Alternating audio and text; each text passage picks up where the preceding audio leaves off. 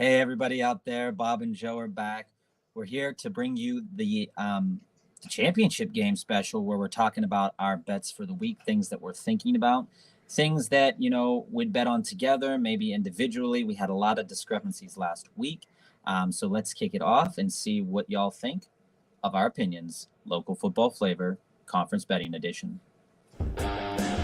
Welcome to Local Football Flavor, where we talk to local fans to get the real information of what's going on with their team. So yeah, Bob, here we are. It took a long time, but Philadelphia is hosting the Niners. Everyone kind of saw this one coming. I'm glad that it is what it is. And on the other side, Kansas City in the championship. Unfortunately, it's just kind of feeling like home. So it's not surprising, though. It's not. I personally, as you can see, I'm in Steelers world. I would rather have Buffalo been there than the Bengals. It's a very different feeling. As I was just polishing up our Chicago Bears guys getting ready for the fantasy world. Mm-hmm. Most of the NFC North is in love with the fact that Justin Fields is in their division. Mm-hmm. Well, the AFC North absolutely hates that Joey B is in our division. And he's good. So he's very good. He's very, very good. But for the format of today's show, we're going to start with the NFC because that game happens first in the day. It is. Niners fans get a seat at noon and cry the whole rest of the day. Oh, wait, that's my opinions. We'll say that for later. So that being said, Bum, let's just jump right into it here. Make sure I got everything on the screen here correctly. Boom. Here's the FanDuel betting lineup for our game here. Yeah, so there's a lot of things that are interesting about this game, and we talked a little bit about it on our DFS show and our impressions from the previous week's games. One of the things that's really interesting is the defensive matchup in this game. We know that Philadelphia is pretty efficient with their defensive line. They get after the ball, but the Niners are better. And it really is something where this feels like a game where you want to pick unders. But, I mean, I thought that a couple of times, but it just, I don't know, man. Like, I think that maybe a couple overs are going to hit in this game for some player props. I haven't looked at all the numbers yet. But one of the player props I'm really interested in seeing is Christian McCaffrey's. For total yardage or receiving? Go to both, actually. If they have a line up that's like rushing and receiving, I would like to see that. That might not be up yet. There we go. Player rushing and receiving. Yeah. Here we go. Right. Yeah. Up there. 93. I mean, that just feels same with Debo at 77.5. I know Philly is a good defense, but they are at times beatable. We have not seen that. With the Giants didn't prove that at all because the Giants were just bad. And Giants got beat flat out up and down the field. So there is one thing I want to bring out with this game, and this alludes to a problem with the way that we keep track of data and stats in general. We have said all along there's only two teams in the NFC, and they have really proven it. I mean, the Niners and Eagles are a world ahead of them.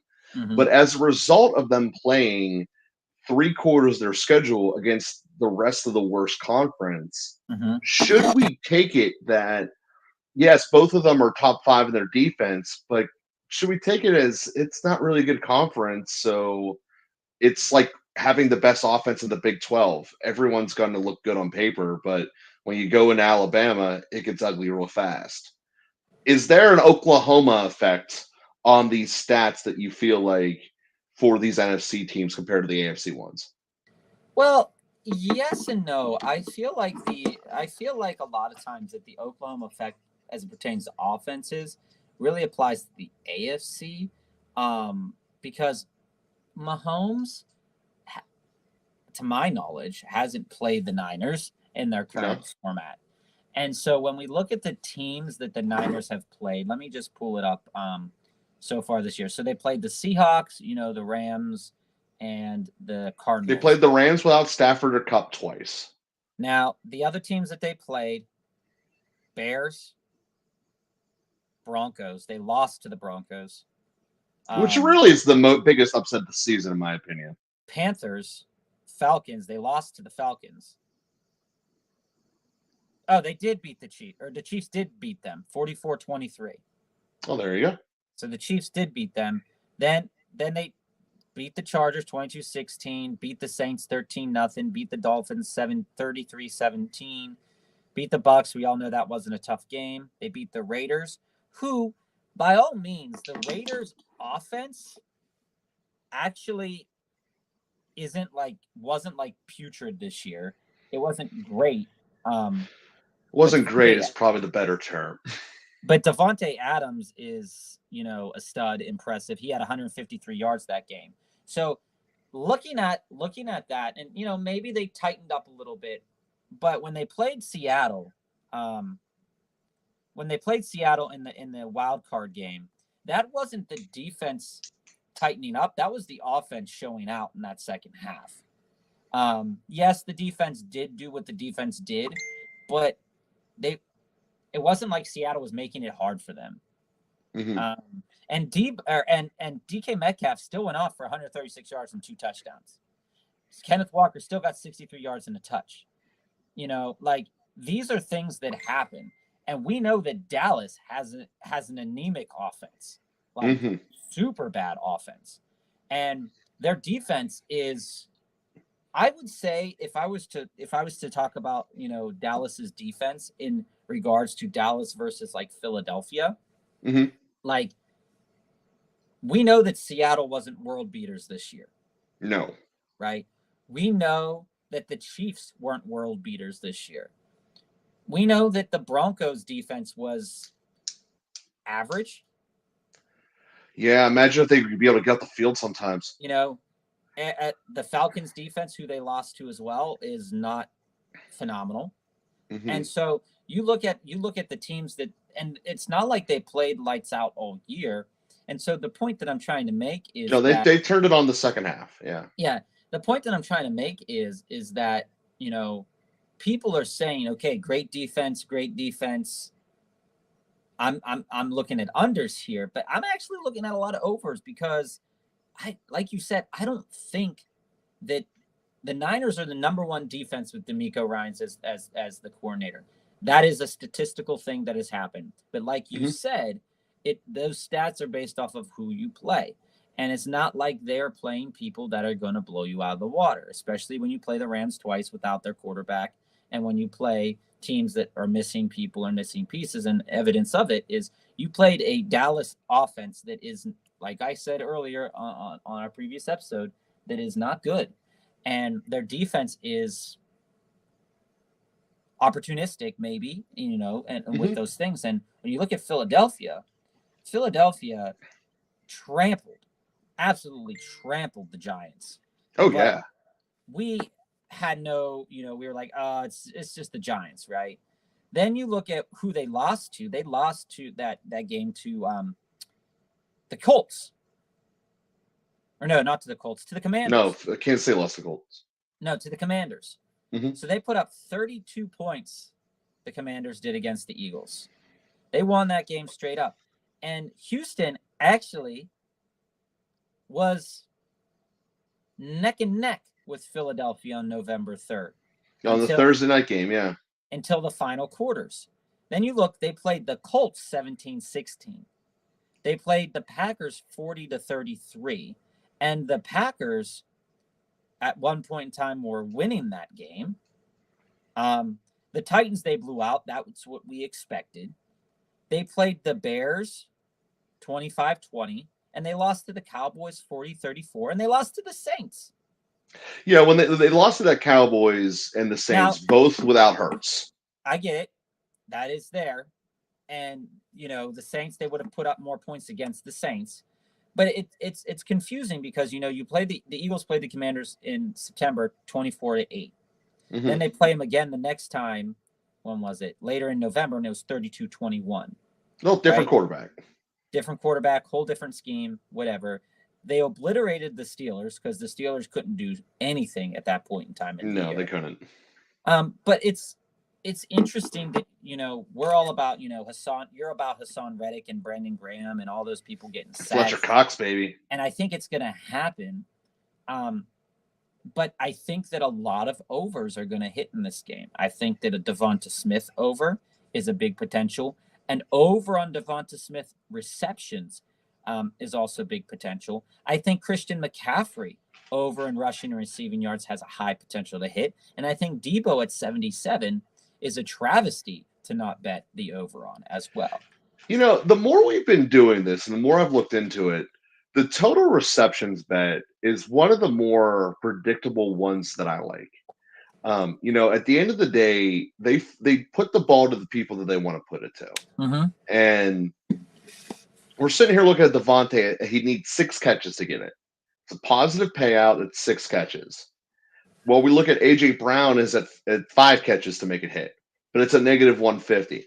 So I look at this as realistically, both of them are getting 10 targets. The question is will they bring in more than half of them? And for me, I think that Devonta Smith is easily hitting that 6 targets or 6 catches just because of the volume of targets that he gets. And then we look at some of these guys down at the bottom here. I know it's 1.5, but I feel like there's some giveaways down there. Well, Devonta Smith has hit that over 4 of the last 4 games. He's hit that over. Mm-hmm. But again, the defense is, he has become more and more of the game plan. And as we were seeing with the DFS, it just really hasn't caught up to the betting community yet. Devonta Smith's 6 catches, to me, is an absolute great number. I think it's an undervalued number. Mm-hmm. Same with the 67 yards. Now, granted, I'd rather hit the 6 catches at the plus payout because to me, it's a less risky bet with a better chunk. Mm-hmm. But it's hard to say he's going to get 6 catches and not get 12 yards a carry. Yeah. And 12 yards a carry at 6 catches puts you at 72. Yeah, and like I was saying too about Dallas Goedert as well during our DFS show recap, is that coming back from his injury, he has been coming back into form, and there has been games where he's been not used, and there has been games where he has been used, but it feels like 48.5 is 45.5. 45.5. 45.5 is a really great number there because in the last 4 games, he's only missed that once since being back. And since being back, 1, 2, 3, 4, 5. Yeah, since being back, he's hit it in 3 of the last 4 games. And prior to getting injured, he would have hit that in 1, 2, 3, 4, 5, 6 other games. Yeah, no. So Goddard is just the textbook of tight ends getting you 50 yards. I really think had he not been hurt, he probably would have ran away as the number 3 tight end this year in terms of fantasy value. And it's hard to fight on him. Now, based off of what we said the other day about, how they're going to use their offensive pieces against the Niners defense, I'd be curious to see Dallas Goedert's reception total as well, because he can put off big 4.5. He can put off big chunks, but he doesn't. There are games where he doesn't get a lot of receptions. And then there are games where he does. But he can break off big chunks. And I'm looking at this Dallas game, 3 receptions for 67 yards, where his average was 22. And you look at his regular season average, it's 12 yards per catch. And so which is a lot for a tight end. Yeah, you're sitting. What did you say his receptions were? 4.5. 4.5. So he's sitting at 40. If 45, if he makes 4 receptions, you can still hit the under on the receptions and the over in the yards for him. I think he's the type of player that is probably going to do that, but I would just stick to his yardage if I was just putting a simple parlay together, I would just kind of stick with the yards. But you could make one with his yardage and catch and still be even possible, because we talk about having uniformity in your bet, and don't go, don't play for something that is not going to hit. Yeah, that's the challenge whenever you have that type of bet, because if you're doing under receptions but an over a yardage, you can easily be put in a spot where you can't win. If his first catch is like a 5-yard flare and it just doesn't do anything, you basically know you lost that bet because you parlayed it. So that's the challenge of parlaying something like that. That's why that's why I would lean against parlaying Devontae's yardage with him. But one that I really like here is the Gainwell under 1.5 catches. Frankly, as we said before, the Eagles don't have a true number 2 running back. They actually do a split second running back who only sees the field 30% of the time. So Gainwell, while he's out there a little bit more on passing downs than Scott, doesn't get the ball thrown to him a hell of a lot. He's a blocking back first and foremost when he's out there on third downs. Okay. And I'm liking the under. I just don't like the negative 130. So I want to put that out there. I don't like betting things that are that far in the negative category, but I do think that one's probably hitting. I would. So if you look at his stats from the whole year, his targets in the games going backwards from the last play to the most recent is 2 targets, 1 target, 2 targets, 4 targets, 2 targets, 1 target, 4 targets. And in those games, he had 1 reception, 2 receptions, 4 receptions, 2 receptions, 1 reception, 3 receptions. Oh, when they throw it to him, he catches it. There's no doubt about that. They just don't throw to him a lot. I don't disagree that that's not a good bet. I think that's a really. While you're there, give me a look-see at McCaffrey catches, because 4.5 feels low on a McCaffrey with a plus payout. See, that's how they get you. It is how they get you, but it's also what you can exploit the numbers. They want you to make the other bet. They want you to go on the plus, yeah. All right, so his totals against Dallas, he was 6 for 8. So 6 receptions. Yeah. Seattle 2. Then in the regular season, 3, 6, 2, 6, 2, 8. So he seems to be high, low, high, low, high, low. When we look at the way that I would visualize attacking the defensive front of Philly, I would imagine that they're going to implement swing passes a lot more than trying to run straight into Fletcher Cox and company. The more and more I'm thinking about this, my starting point for today's bet might be my Devontae Smith over and McCaffrey's over, and these are for receptions of 4.5 and 5.5. I think that a Debo 4.5 is not out of the realm of possibility either. Knowing how because at the end of the day, and he's at plus money as well. If you look at this, and the worst Kittle at while we're at it, they have Kittle at 3.5. If you just add these straight up, 4.5, 3.5, 3.5 to Ayuk, and 4.5, that's only 14 completions. Or correction, 16 completions. That's not the NFL. So the question is who's going to get evenly distributed to them? I like the direction you're going with here in terms of the Devontae over, in terms of the McCaffrey over and Debo over, the reception marks. Because 5's not a lot in this modern NFL, especially with the way that they use Debo. No, it really isn't. And when you look at what Brock Purdy, so here's the thing about Brock Purdy, though, Joe, is that we say 16 isn't a lot, but Brock Purdy has only completed at most, back on the 4th of December, 25 passes. Yeah. When he played against Dallas last week, it was 19 passes or 19 completions. And when he played against Seattle, it was 18 completions. So, is it that he's... But when you look at those lower scoring games, or lower completion games, those were teams where they were easily able to control the running game. I don't see the game script of this being easily controlling the running game for the Niners.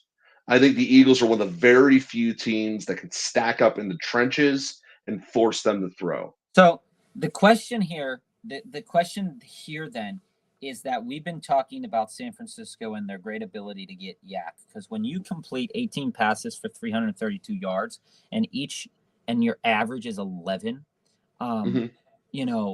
his average passing, like other than that, in the game where he went 25 for 37, his average pass attempt or average pass completed was 5.7 yards.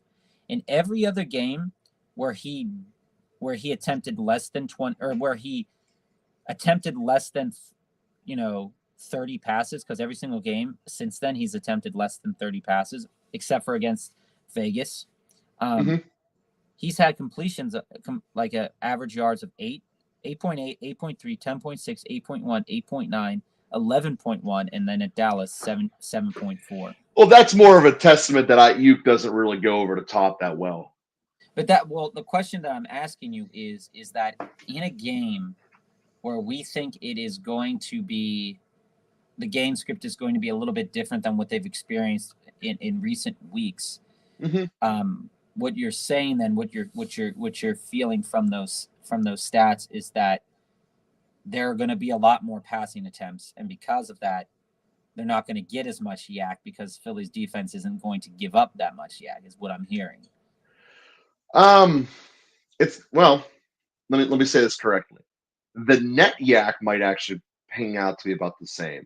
I don't see Philadelphia getting caught with the Debo underneath, breaks a tackle, and gets an 80-yard touchdown.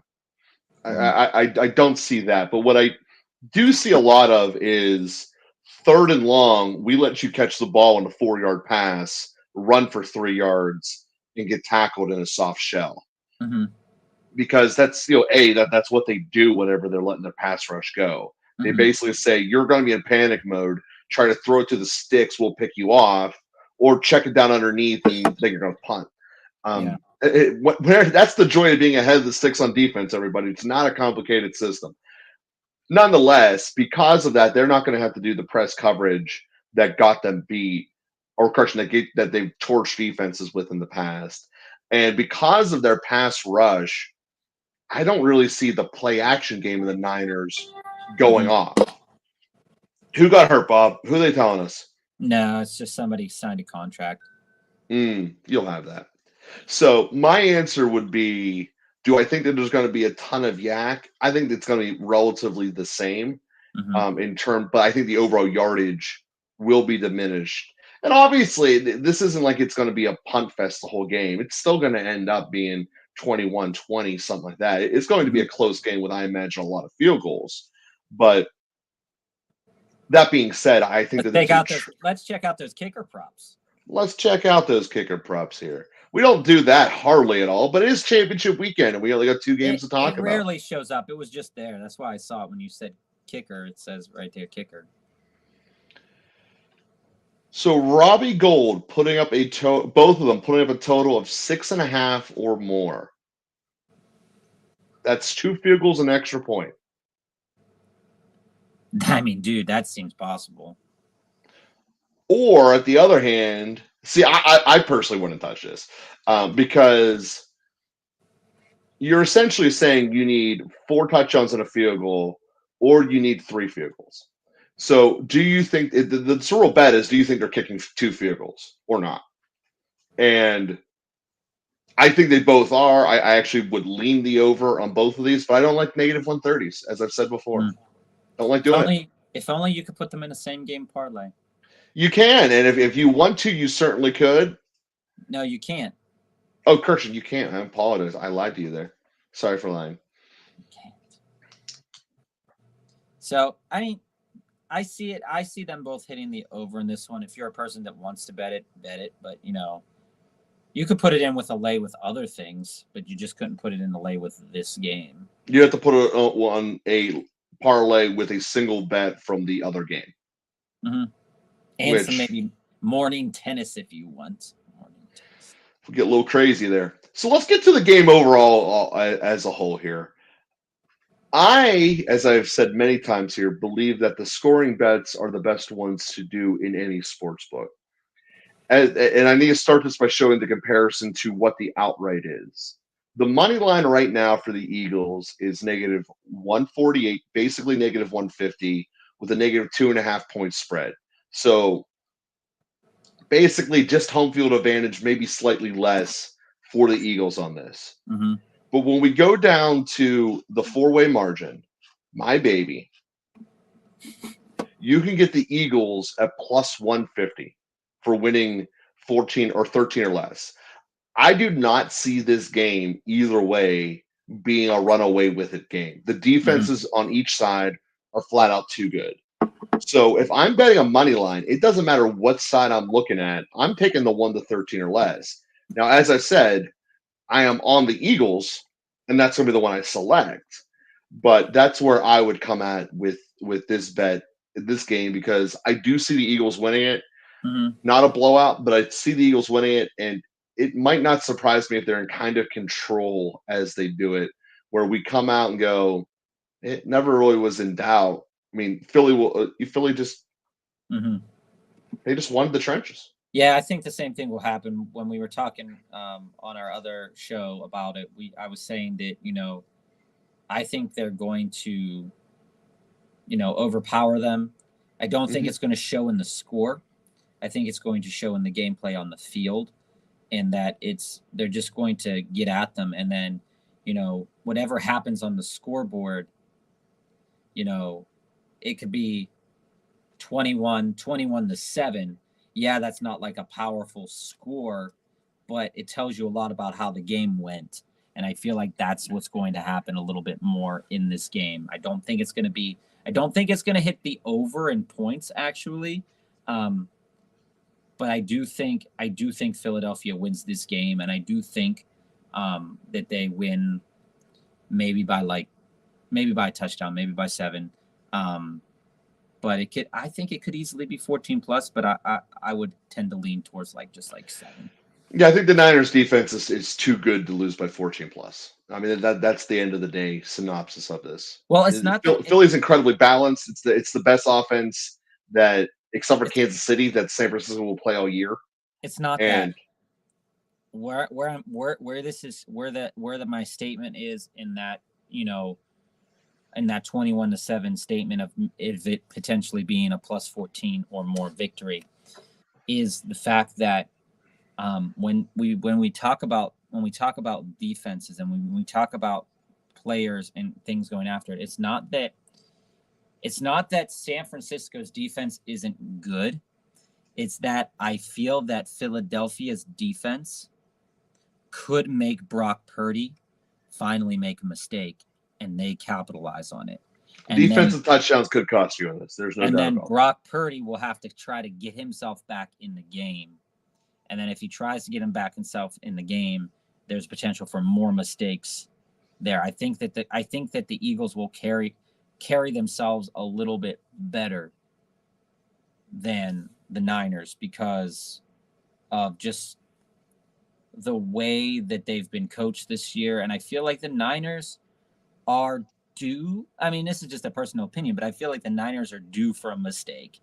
And I don't think that their offense, although they have really explosive players, it will eventually, if they go down, say like the Giants did against the Eagles, if they go down, I'm not sure that the Eagles will want them to get back in the game. I think that they'll tighten up and it will be a little bit more difficult for them to get back in the game. Yeah, so I want to. This people are going to think this is nitpicky, but it's really not. I don't believe that the Niners have explosive players. I think they have quickness players. Like they don't have someone that, barring that, just from play design, is getting an 80-yard touchdown the way that Gabe Davis can run behind people, get hit with a bomb.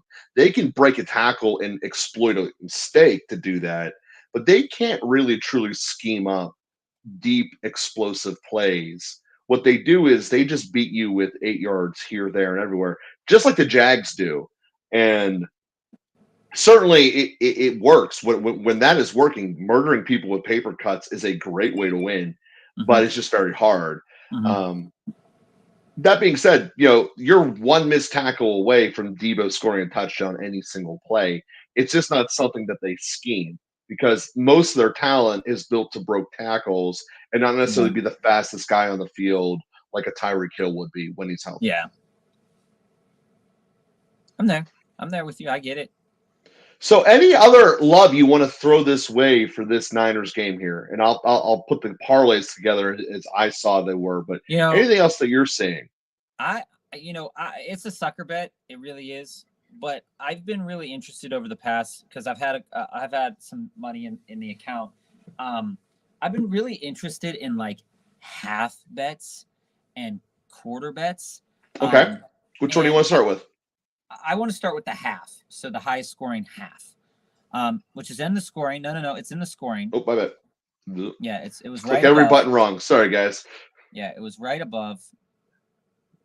You're in promos now. Promo. Sometimes you click a little too fast. So those all right, scoring bets.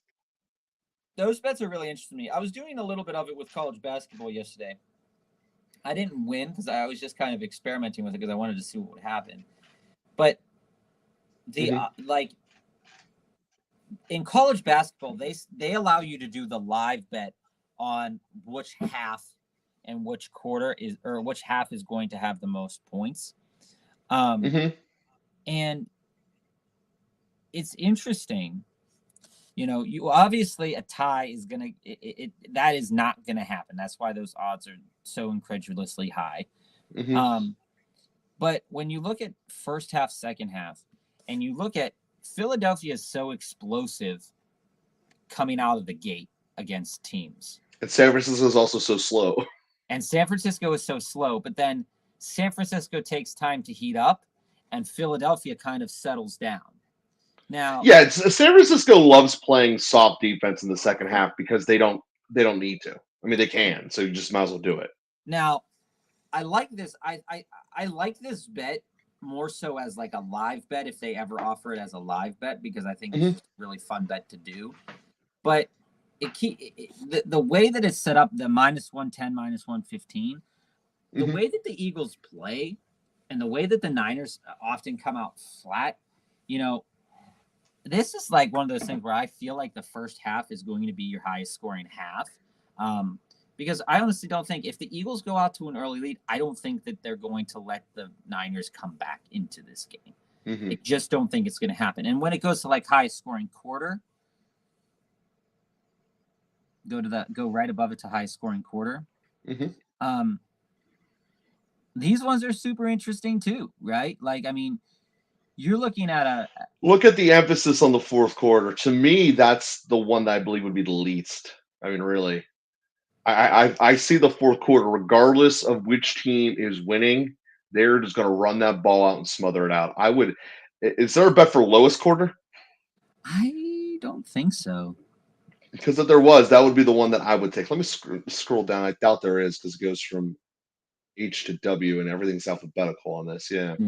But like lowest quarter. Here we go. Timeout. Boom. I take that back. I'm going to be on that because of everything I just said. Regardless of which team has the lead, they're killing the clock. Now, they might kill the clock resulting in a touchdown. It is the playoffs, but it's also you can't win if you don't have the ball. I like that bet a lot. It's might dabble in that. It's 5-1. I'm dabbling in that. It's really interesting because even if you, and I'm just playing kind of playing low ball here. If you put an individual bet on each one of those, they're all plus money. Yeah, but you'd be down because you're making 4 bets and the lowest one's plus 200. You would be down, but like, it's something fun to experiment with. If you take the two highest, right? If you take the 650 and the 500 as those two, and you say you put like $5 down on both of those. Well, the difference that both the obviously the quarters at the end of the halves have that the other ones don't is there's a deadline. Like you have to score now. So unlike the third quarter where you can just roll it in the fourth, no one really cares. But I again going with the game script and everything else I feel about this game, I think Philly's just going to milk the clock.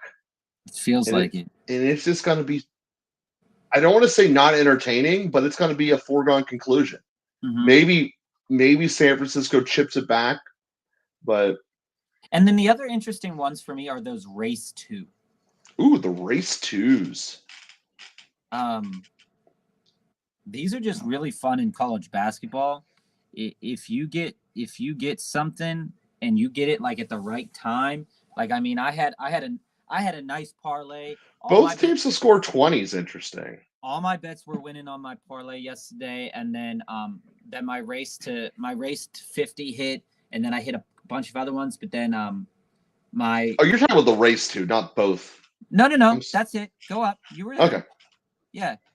So the race 2s. Well, the race 2 is a different bet. The race 2 is the first team to get to a number. It is a different bet, but this is in a similar vein in my mind, right? So both teams to score 25. If you click that, right, you're hitting it at minus 600, which isn't good, right? It's not good for a straight bet. But if you think this game is going to be a high-scoring game, instead of taking the over, both teams at 20 sounds awesome, right? Take it. If you think both teams can score 20 points, take it. That's 2 touchdowns, 2 field goals. It's plus 114. You can't put it in. You can put that in a lay with the other game to both be over 20 as well, or both be over 25 as well. And that will get you a decent amount of money. I like the bets that are plus, but they're not plus crazy. Like basically plus 125 to 100 to 125. I'm really attracted to those bets because to mathematically break even, you only need to be right roughly 40% of the time. And these are the bets that are by definition close and fun. So do I think that the Niners can get to 20? Yeah, I can draw a much easier route for Philly to get to 20. And 20 to 24 does not seem out of the realm of possibility in this one. No, it does not. So the whole question, in fact, as you give me the final score of the last week's game, Bob, what did the Niners end up finishing with against those Cowboys when 19. It looked like they couldn't do anything the whole game? 19. So you're right there in the bet. And when you're getting pushed by the other team's offense, you tend to score more. That's just the nature of the beast. So yeah. And that right there, I highlight as one of the ones to take a look-see at. And when you look at that, when you look at the highest scoring and lowest scoring quarter in that game, you're looking at the scoring summary as the third quarter or the fourth quarter tied the second quarter for the highest. So you can have a tie, right? And quarters are much more likely to tie than halves, obviously. Right. And the first quarter of that game, because both teams suck, it was tied with the third quarter as the lowest scoring quarters. Those two quarters were the lowest scoring. But when it comes to Philadelphia Eagles games, I'm much more confident in the over 20 than the lowest scoring quarter, just outright, just for let people know for where the bias is in the weighting of these bets. It seems like the third quarter tends to be the lowest scoring quarter here for Philadelphia. And that makes sense because when Philadelphia typically comes out of halftime with a lead, and then they just start sitting on it. It's what they do. And most teams get their garbage points in the fourth quarter, which I guess is the other reason fourth quarter gets all the highest points because This league is built on garbage points in the fourth quarter for Amon St. Brown to put up 110 yards. Mm-hmm. I mean, let's face it, Detroit has made a career doing that for its players. Yeah, and I would say I would probably, if I were taking a lowest quarter instead of, just to say it, I would say it would probably be the first quarter for me. Just the way, because the Niners aren't doing anything. Because the Niners aren't doing anything. That's like where that's coming from. With third quarter being, and the odds will reflect. And their defense is as fresh as it's going to be. Yeah, there's a valid argument for that. The odds will reflect that, and that's the odds makers know that when they put it together. But those are just some bets that I've been exploring them in college basketball. Now the college basketball odds, if you hit it, you're going to be making like mondo amount of money. But like, both teams over 60. They're very fluid. They could be like, I had a bet yesterday that was like, okay, this team isn't going to score 66.5, and they ended up in the last 12 seconds scoring 68. And so it was like they had it right on the money, right? They had it right on the money, and you just had to wait. And they didn't win the game, but these books are good, Bob. There's no way around that. They're fun. And the reason of them being good is why I like that range of plus 125 to plus 100 is you don't need to be Superman. You can be at 50% on a plus 100 bet, and if it's a plus 125, you only really need to be 40-45%. So if you can hit those at a regularity, that's how you find numbers and really make things profitable. Mm-hmm. And to go through the order of them, plus 150 of the Eagles 13 or less. There is something I did want to check on this, which was the 10-point band, and see what the juice is there relative. So Eagles, if you're willing to shave it down to 1 to 10 and sacrifice 11, 12, and 13, it's plus 185. That is attractive. I think that's very attractive. I like the 10-point band as well. Attractive. Oh, I know, baby. And the other one that people like is the is the 11 to 20. If you think you're going to win by 2 scores, that's obviously that range. So I just throw all that out there because most football games end 20 points or less, and if you think the Eagles are going to win it, now Joe, settle on one or the other. Unlike with college basketball, will they keep these lines open, these scoring lines open during the game, or do they normally? They graduate as the game goes on. The 4-way margin is typically active until about midway through the fourth quarter. Okay. The relevant juice of it is active until about midway through the third quarter. It gets really not worth a bet after the third quarter. And while I don't really normally check the other ones, they're there, though. I just don't know specifically which ones are not, because I have to scroll through to get to my 4-way margin. So yeah, it'd just be something to be on the lookout for if you see these. For anybody out there, And those betting college basketball, betting the 8-minute timeout of the second half is the best time to put all your bets in, because by then you know who's in foul trouble, the desperation factor, and who's been hot and who's not. That to me is, of any live bet of the entire planet, the 8-minute timeout of the second half of college basketball. That is where it's at for all of us betting connoisseurs out there. You're a connoisseur. I am, baby. Let's not ignore the facts. So any other final thoughts here with the Eagles as we're bringing this thing home to wrap up the Eagles game here at the 45-minute mark? Nah, I'm ready to get to Cincinnati. I have no more final thoughts about Philadelphia. All right, that means ad break. Cincinnati's on the other side. This episode is sponsored by the podcast Father and Joe. Father and Joe aims to bring individuals into a better relationship with God. Each episode discusses an element of the human experience that we all can relate to, as well as questions about faith. What are indulgences? What's going on with purgatory? Why can I mentally grasp the concept of God, but I don't feel him in my heart? During each episode of Father and Joe, we are invited to enhance our relationships, and in doing so, we will improve ourselves and society. Download Father and Joe every Tuesday. So we thank you for watching this episode of Local Football Flavor. We know there's a lot of different things you can be dealing with your time, so we appreciate you either listening or watching us in whatever way you're digesting us here today. So we here at the episode want to try to request helping us out in one of 3 different ways, because all 3 ways will help us. First is the analytics. If you can either click like or subscribe on whatever platform you're watching us on, it makes a tremendous difference, as those algorithms kind of control what our popularity will be. And you, our listeners, are the only one that can help us win those analytics games. So by clicking like and subscribe, it makes a tremendous deal for us, and leaving reviews and comments help tremendously as well. So that's what we ask you as a listener to do.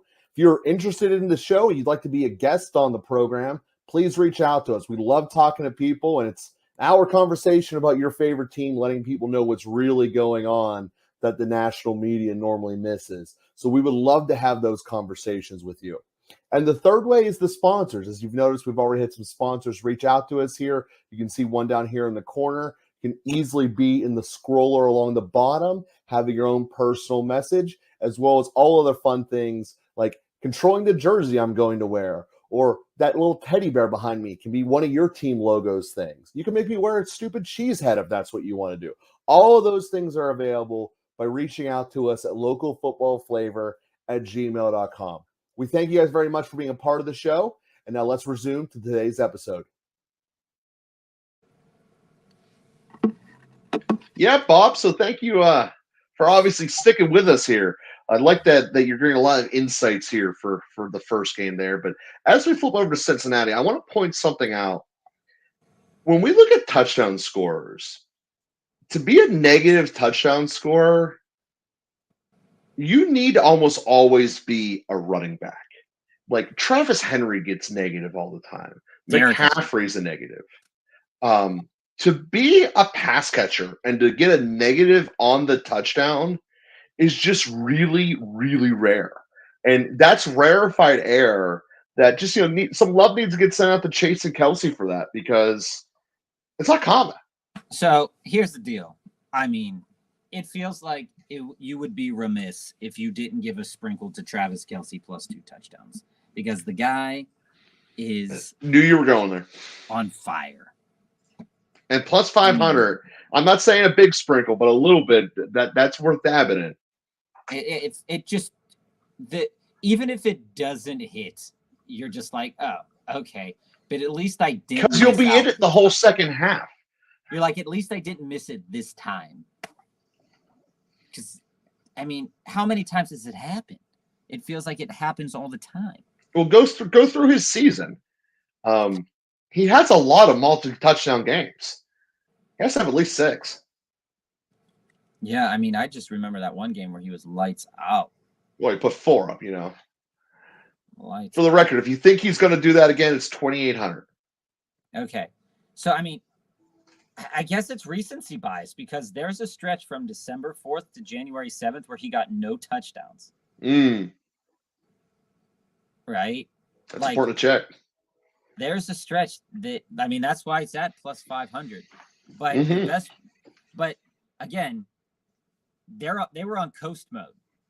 They were. They really were. Right? Against Denver and Vegas. I mean, he put up a lot of yards against Seattle and Houston. And he put up a decent amount of yards against Denver and Cincinnati the last time they played Cincinnati. So the last time they played Cincinnati, he had 4 receptions, 56 yards. And they were also actively testing to see about whether Pacheco could get in or not. And so, for those owners of Pacheco, you unfortunately know that answer. In that game, Pacheco was 66 for a touchdown. Mahomes ran it in for a touchdown.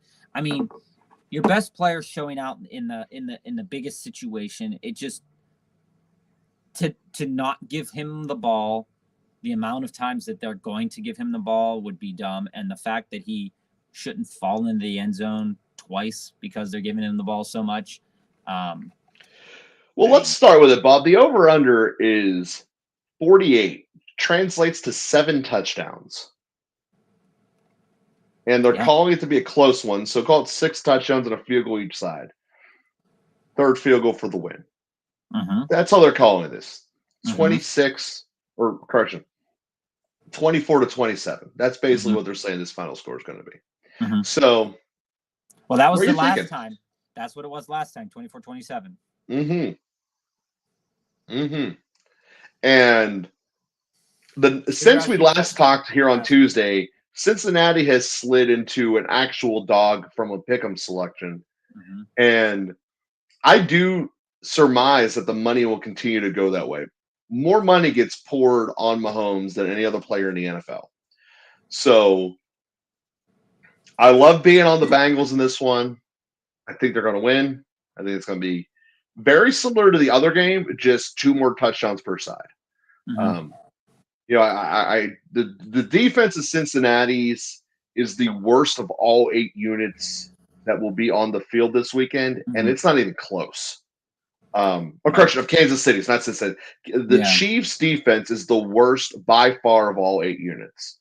All of their offenses are respectable, but the Chiefs' defense is by far the one thing that does not belong with the other. So, and when I know that, how can I not be on the Bengals? So, according to Sportsline.com, and according to the BetMGM Sportsbook, one of the bigger sportsbooks out there, 73% of the bets and 79% of the money are on Joe Burrow, and they're still an underdog. That means they're expecting massive money to come in on Mahomes late. That. That's what that means. So the way you just articulated this could be a trap. This could be an absolute trap, and they just want the public to keep running with Cincinnati. But mm-hmm. I'm here to pick winners, not trends. And when I know Kansas City has the worst defense, mm-hmm. the quarterback is hobbled. Again, he will be on some type of weird chemical flowing through his vein, mm-hmm. through his blood, like he's Bane from Batman. And it will work. But at the end of the day, you need to push off your leg. Whether you feel it being structurally broken or not does not change the fact that it's structurally broken. It's going to affect with passes, and Mahomes probably is good enough to make it so you don't really notice it. It doesn't look like it's a big deal. Mm-hmm. I have to tell you firsthand, that injury is a massive deal. And he is going to look like a god shaking it off because that's who he is, and that's much of the credit that deserves Mahomes there. Right. But at the end of the day, he's facing an offensive juggernaut that is so balanced. And I'm not sure that Kansas City's defense can keep him in a position where it's going to matter. Now, Mahomes, if this game is a 4-point game and Mahomes has the ball with 4 minutes left, I'm shredding up my bet ticket because I know I'm going to lose it. I just don't think that's going to happen. I think when it's all said and done, Mahomes will make it interesting, but it's not going to be interesting enough where he could take the lead in the 4th quarter. Yeah, I see that. I definitely see that. I think the game's going to be close, honestly. Just like you said, I think it's going to be one of those ones where you're looking at the game makers and the players on each side of the ball showing out, coming in. Cincinnati beat them the last time. Cincinnati always comes in with a chip on their shoulder. But now Patrick Mahomes is coming in with a chip on his shoulder and being like, hey, you beat us last year. You beat us again during the season. 3 times in a row. I'm not letting that happen again. I am hurt. I'm going to come out and I'm going to show up. And so that gets us to the player total receptions here. Love it. These 2 passers pass the ball a lot. And sure do. I mean, when you look at the marks for so you look at the 4 main primary pass catchers for the Bengals. Their lines are saying at Tyler Boyd at 3.5, T. Higgins at 4.5, Jamar Chase at 6.5, Hayden Hurst at 3.5. You round those all up, that's 4 plus 5, right? Mm-hmm. And then 7 plus 4. So that's 11. That gives you a pretty decent Joe Burrow number where he's going to be passing the ball at least 35 times this game if they want to win this game. Oh, easily. And he completes a lot of passes. And so taking some of those guys on their overs. I'm going to tell you right now, I love the Boyd over. At 3.5 of all of the numbers on this page, Boyd's over at 3.5, as well as Perine's at 2.5, are low numbers, easy to get across, but I really like them. I do too. Those two to me stand out because Perine is their third down back. Lots of swing passes. B. Ryan, yeah. B. Ryan, I'm sorry. And Boyd, he's just like the silent assassin. No one really knows he's out there. It's first down. Well, let's just get 8 yards. Boyd's open on the sideline. He's not flashy. He's not Chase. But we all know whenever you're covering this team, one of the two big dogs are going crazy. Either Higgins or Chase is going off. But Boyd is kind of just steady Eddie. I'm here. I'll get you your first down. And I feel you. I more like that Samaje Perine play because there was a drive, what was it, last week, where they threw the ball to him like 4 times in a row. Oh, once he gets on the radar, he don't get off it. That is one of the big perks of Samaje right there. Yeah. I like that. Samaje Perine at on plus money, Tyler Boyd on plus money. Look, they were begging you to pick Valdez at 2.5. Look, plus 140. That's a big number. They're baiting you because his lines are not typically. He doesn't typically go. He gets 2 catches a game for like the last year. Yeah. I mean that's rough. Yeah. But the one I'm interested in here too, and I'm gonna just kind of throw it out there as it's another one of those trappy plays that probably not a lot of money's on. It's the hey, Travis Kelce, you're tired. Here's Noah Gray play. Noah Gray comes out on the field, and yeah, granted, his average number on the season, he has had 28 total receptions. 28, right? But man, that number of 1.5 looks kind of juicy in a game where they're going to be overutilizing Travis Kelce against a team, and Patrick Mahomes is already hobbled. This screams. To me, that really stands out about how far Juju has fallen from graces. Oh yeah, that's just crazy. And you look at this too. One of the other interesting things will be the rushing prop of Isaiah Pacheco. I want to go there. So yeah, in a game where they have to rely on Pacheco, that's at 48.5. Yeah, I don't see a way that doesn't happen. I think they're going to have to over rely on him. I really do. Because they're not going to put Patrick Mahomes in jeopardy of. Here's the one that I think is the bigger one is, do they give him the ball 12 times? I don't see the way they don't hand it off to him 12 times. Given Mahomes' injury. In his last 10 games, Pacheco has hit that line. Of the carries or the yardage? Yardage. In the carries, he has hit it 6 out of the last 8 games. Yeah. I just don't see a way that you don't give Pacheco the ball given the injury. Plus, you're going to want to have to slow down Kansas City. Because the one thing the Bengals do, while they are really – everyone gets the highlight catches, Chase doing awesome stuff. They can sit on the ball with the best of them. And that can get really scary when you're watching your time of possession just drip away as – the other team is just sitting on the ball and wearing down your bad defense. I think that just common sense says we got to force this thing to Pacheco, and for no other reason to give our defense a blow. Yeah. Honestly. And they don't really hand the ball to McKinnon.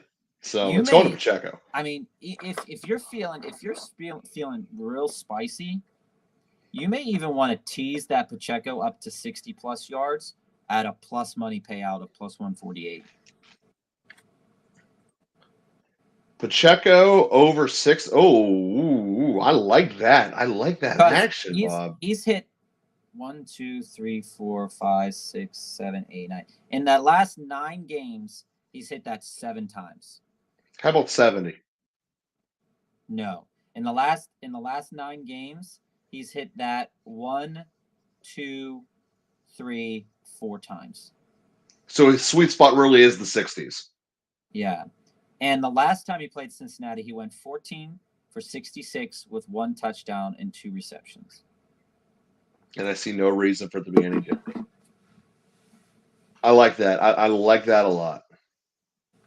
It's just it's a really interesting. So take that Travis Kelce 2 touchdowns off the board. I just want to kind of take a picture of it if you need to. I don't think you do. I absolutely do. It makes my life so much easier with the picture. And so take those out, and I want to see what a lay looks like with a couple of numbers in it. So take those guys out for a moment. Boom. Okay. So the part of the lay that I want to keep in there was Isaiah Pacheco 60+ yards. Gotcha. All right. Now, can you go to the quarterback, the passing props?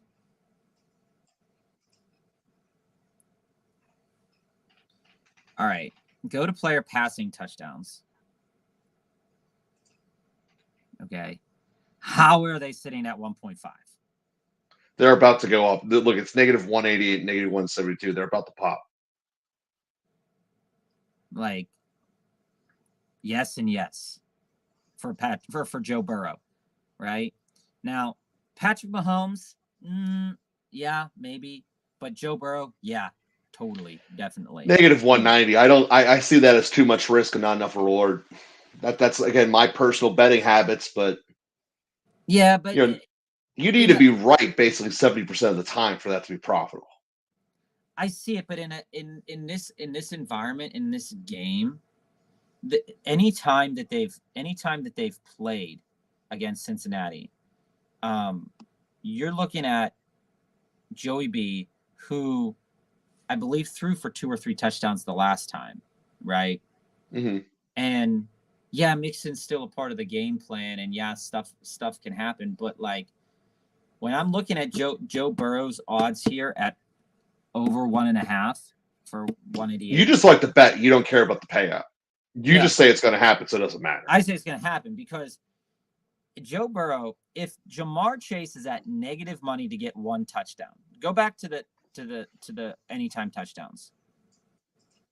Okay. And you look at the anytime touchdown score and you see that they're not handing it off to Chase. Jamar Chase is listed as, okay, here, you are the number 1. You are most likely going to score a touchdown. You got 1 right already there, okay?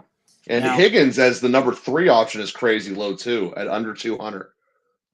So, like, that's kind of the thing. Like, we were expecting them to score a little bit more. We were expecting Higgins to score last time. He didn't score any touchdown in the last game. But yes, there are games where he's asked to do nothing other than manage and not put them into bad situations. But in the last 1, 2, 3, 4, 5, 6, 7, 8 games, he's gone over that line 5 times. There you go.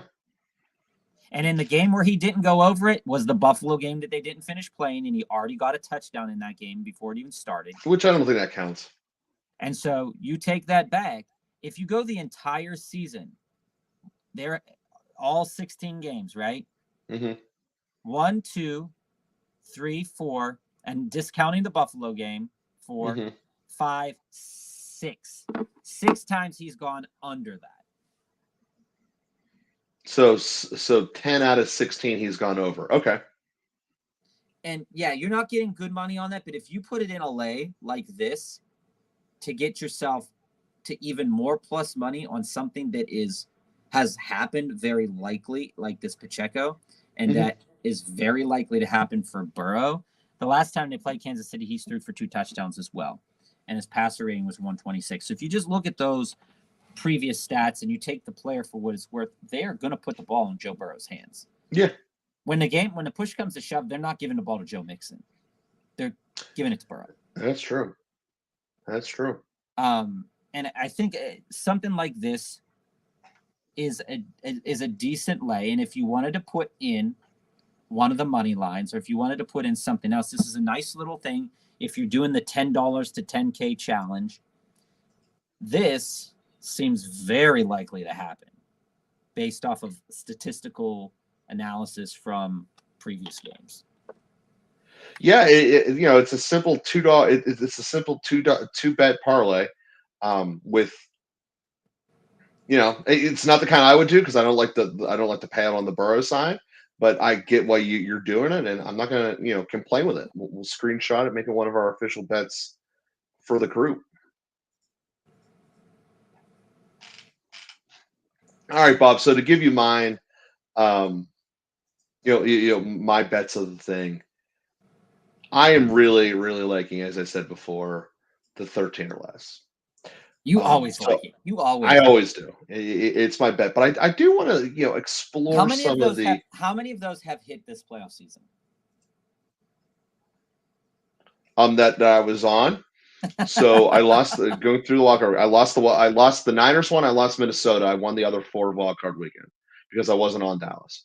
In the second round, the Giants never showed up. They pissed me off. The other 3 hit. Yeah. So what is that? That's a good look. It's very good. And I went a little crazy with the Cincinnati night game after the Giants pissed me off. So profit-wise, through the roof. Don't beat Minnesota when you're not supposed to, Giants. So we look at some of the game specials here. And, there are some here that I just think are flat-out traps. And I think the game special is really a spot where you can get caught into super traps. The Sam Hubbard one looks nice. Sam Hubbard to get a sack plus Cincinnati to win the game. It does, but 420 is not bad either.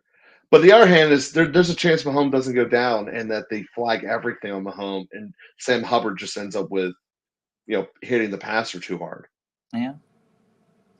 Ooh, this is a good one too. Which one? Ooh, I like that. Each team to score a touchdown and a field goal in each half at plus 1,900. Yeah, that's a cute one. I don't like ones where I lose at halftime. Kansas City to lose in overtime. Ooh, that's just fun. These are fun. The game specials are fun. Don't ever put a lot of money on them, is my opinion. Ooh, here's the ones that are 5,000 and above. Oh yeah, let's go to these money pits. Ooh, oh man, dude, put like 50 cents on Juju to be the first and last TD score at plus 20,000. I wouldn't put 50 cents on Juju being the first and last target of the Kansas City game, let alone scoring a touchdown. Let's be serious here. Wow. I would be way more inclined to do Pacheco catches a touchdown, although I don't think he's ever done that before, than touching anything with Juju. None of these are really awesome to me when it's all said and done. The Kansas City game, I think it's going to be a great game. Well, okay. I like the total receptions bets that we talked about before. For a weird, sorry if you're interrupting, but I just wanted to point this out in the game specials before you leave the game specials. Mm-hmm. So for Travis Kelce fans, and now that I say it, it's not going to happen. So don't anybody do this because it's not going to happen. But there is a game special in the plus 2,000 to plus 4,900 is Travis Kelce to score the first TD and the last TD at 4,800. Out of all of the game specials of those ones that are priced at like above 1,000 here. Mm-hmm. Some of these ones in the 1,000 range are kind of interesting. Why would they do that? Joe Mixon, Pacheco, and Juju to combine for 4 touchdowns. What? That's dumb. That's real dumb. Because Mixon could run for 4 by himself. 8 total touchdowns and 5 total field goals. Out of those ones, it's like if you're gonna take any of those game specials like that high, this one seems like has the highest percentage to hit out of all of those. But we're talking about highest percentage of still like 0.5%. Yeah, it's a high. If you multiply, nothing by nothing, it's still nothing. So exactly. I get it. But if you like to go sprinkly, and you think Travis Kelce, like I'm saying, for those people that like first touchdown scores and they like to put their money on Travis Kelce. So if you go, just as an example here, go to the touchdown scorers bets. Yeah. So I don't believe it's in this one. Oh, there's the race too. Yeah, there is the race too. We'll have to look that in a minute. You're gonna have to go to the touchdown bets, not this one. So there's a prop that is player to score last touchdown and player to score. I just want to see how those odds combine. First score Kelce is plus 650. Okay. And how about last score is Kelce plus 700. You combine them together individually, you get a better payout than you do as taking the GameStop. There you go. So just throw it out there. Sometimes it's better to make your own meal than to have the pre-made one. Go off the menu a little bit. Yeah. But see, it's good to point out because people might like that because, Kelce's going to be in that game. He's going to crush it, what he is. So we'll see what happens. But we will. Let's go to those races. Go to those races. That piqued my attention really quickly, actually. Because they didn't have it for the other game. They did. Over here scoring again. That's because the other game's kind of obvious. Philly's gonna get to a big lead and then just let him walk away from him. All right. First team to get the 5. So that's who do you think is going to score first? Well, no, because the field goal doesn't get you there. Oh, true. It's kind of interesting to see how they're just showing this game going. So they have the odds on the Bengals getting the 5 first, but the odds on Kansas City getting the 15 first. Go to 20. Oh, gosh, I said that wrong. It's Kansas City is the favorite throughout them. But the more and more we slip away to higher numbers, the more Kansas City is growing a favorite. Now let's see how that compares to the winning or to the both teams to score 20. Because if they're plus money to score 20 first, Oh, that just means they do it first, not that both of them do it. I know. For both of them to get to 20, you're basically looking at an even bet. And for both of them to get to 25, you're looking at plus 340. 25 is a hard number to get because it's right above the 24 tier.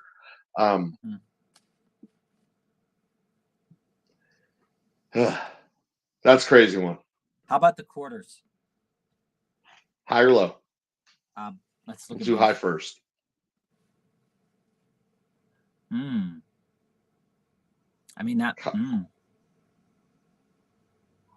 that plays for what we know about. Yeah. It does. And there's your bands. There's the bands. I'm gonna, like I said, be very happy with how this one goes. I got a feeling. The big wagers for both of them will be the 13 or less. I will do the 10-point band as my parlay on both because it gives extra juice, and I like to have them relatively balanced. So, Joe, I'd like to, before we start to wrap up, I'd like to put a cross game lay in of what we feel is the most confident from the games. We didn't do that last time. All right, so let me give you my cross game lay first. I think if we would have done that, it would have looked pretty good. So here's my cross game lay. I'll screenshot it for you.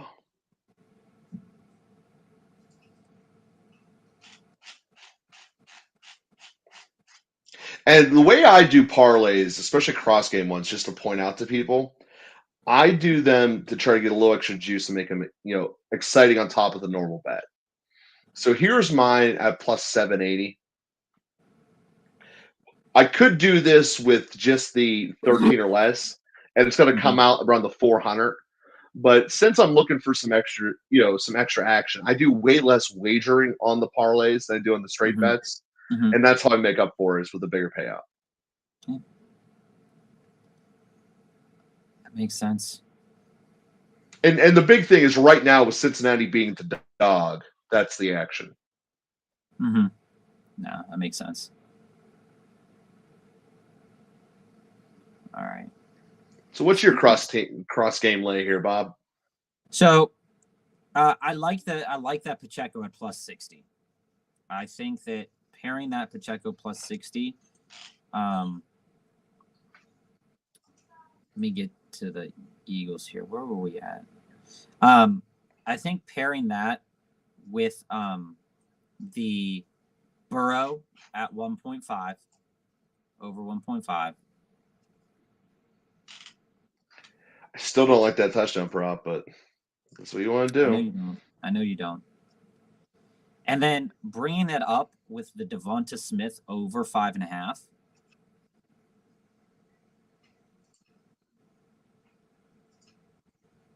All right, Devonta over 5.5. I like that one too. Mm-hmm. And then I don't think we can get it in there. Oh, if we could get it in there, that'd be nice. No, we can't get it in the lay. I wish we could. Yeah. The other one we really liked from this game was well, I'll let you. I'm not going to tell you how to No. Go ahead. Your specialty. So the other one we liked a lot was the McCaffrey over 4.5. Yeah. I mean, that was nice. Yeah, that was nice. I did like that. I also was, I was thinking about the Dallas Goedert play that we had in there. That was pretty good. But we didn't talk about, we didn't talk a lot. Like, I mean, we talked a lot about Christian McCaffrey and the over 4.5. But there's these other plays here that are just like weird. But the alt rushing for Christian McCaffrey, just to add a little extra juice to this, I'm going to take one that is not this is bad odds, but I'm trying to increase the likelihood, I'm trying to increase this because I think it's very likely to happen, is that McCaffrey gets over 40 yards rushing at minus 330. It gets you up to an $800 parlay there when it's all said and done. So these things with the Devonta Smith, for me at least, the Devonta Smith over is the one that I'm questioning the most, and it could be over before, whatever. But those 4 plays, they're very likely to happen the way that the things have been going on for teams lately. And even the Travis Kelce, and over in yards or something like that would be another good play to add to something like this. If if it's something that you like to do, because I know some people don't like parlays and they want to bet all these straight. You wouldn't bet the Christian McCaffrey straight, but you could. I mean, bad odds, but you could if you wanted to. I've seen people bet worse odds, Yeah, sure, and lose. Yeah. All right, so with that being said here, Bob, as we're concluding the end of the show here, about 10 minutes left or so, it's final thoughts. What are we going to be talking about next week? I think what we're going to be talking about next week is Trey Lance. I really think that the conversation is going to start in all of the media. Skip Bayless, Colin Cowherd, Stephen A. Smith. They're all going to have their opinions about Trey Lance. They're probably going to say, you got to give him a chance. You got to give him a chance. And there's going to be other media saying, no, Brock Purdy's your guy. Brock Purdy's your starter. Trade Trey Lance. He's at a high value still because he hasn't played it down for you yet. I'm there right now. I think that conversation is going to start in full starting on Monday. Actually, starting Sunday afternoon. I think that conversation is going to start to take place. Now, if that conversation isn't taking place, the conversation that will also take place is Philadelphia. What happened? That will be the other conversation. Well, that's not going to happen, so we don't need to worry about that. Now, when it comes to the night games, there are 2 things, depending on the outcome here, that is going to be the conversation. Is this Cincinnati Bengals, potential dynasty? You got to win something first. And Patrick Mahomes, hey, what could have been, because now we're going to make excuses for you because you were hurt. I think they're going to give him a pass because he's hurt, quite frankly. But which is an excuse. A pass is an excuse. You can't lose to Cincinnati 2 years in a row in the playoffs. No team. I don't think they're going to lose like they did last time. I don't think they're going to lose by their own arrogance. I think they're going to lose because he's hobbled. And I think people will give him mercy for it. And I don't think he deserves it. Ooh. The reason why I don't think he deserves it, and just being honest, and this is just, even if this wasn't Patrick Mahomes, but it is Patrick Mahomes, I don't think he deserves it because of the way he came out and played against Jacksonville. So because he showed up so well to finish the Jags, that should be the standard rule. There's absolutely zero reason. If he came out so well against the Jags, and media personnel are saying that who are the three best quarterback in the playoffs, and the third best quarterback is Patrick Mahomes on one leg, and Joe Burrow is number 2, well, then this game shouldn't be out of control. You should be in this game a lot. Now, I think Cincinnati's going to win. So I think the script is going to be, how good is Joe Burrow? How good can this team get? Can they win a Super Bowl? And that conversation will go leading up to the Super Bowl. And that chip is going to start getting knocked off Cincinnati's shoulder. And then they're going to get a little bit arrogant, I think. And then I think it's a prime opportunity for Philly to sweep in and win the Super Bowl, because Philadelphia all year, they're like, hey, we're going to just do what we do, and we're going to do it really good. Mm-hmm. We're going to come out. Yeah, we're going to lose some games here that maybe we shouldn't have lost. But in the grand scheme of things, when you look at that team and you say, hey, is this team built for the future? I would say, yeah, it's got a lot of pieces, and it's very, very, very good. When it comes to Cincinnati, you've got a lot of question marks, as we've discussed prior, is that, who you sign and who you keep, and what are you going to do to keep your core together? Can you afford it? You can't. So what are you going to do? How is this going to look in the future? Now, with Kansas City, if Kansas City loses, I'm done with the conversation about Kansas City dynasty. I'm done with it. Like I'm already sick of hearing about it. Do you get the doors closed conversation? No, because I think Patrick Mahomes' window is still so big. It's kind of like the Peyton Manning window was. Even when Peyton Manning wasn't winning the Super Bowl, his window is so large because he is so talented. He also had Marvin Harrison with him. There's no one like that in Kansas City. There isn't, and they were trying to find it, and maybe hoping that Juju would be the hit. Trying to find he's not. And he kept Sky Moore off the field. Kelsey is the guy. So this team, as much as it revolves around Patrick Mahomes, I think it revolves around Travis Kelce more. It does. And so, yeah, Patrick Mahomes can win games without Kelsey. But Chad Henne can win games with Kelsey. So, I mean, it's not – he is such a head and shoulders above – and I'll talk about it until I'm blue in the face. He is such better head and shoulders as an offensive weapon that you stick him on any of the other 31 teams in the league, and that team will be infinitely better for having him, even the New York Jets. Assuming they use him correctly, which some teams just flat out will not do right. But that's a different story with itself. Travis Kelce has earned that respect that if he's not being used correctly, he is going to tell you, and he's going to say, I'm leaving.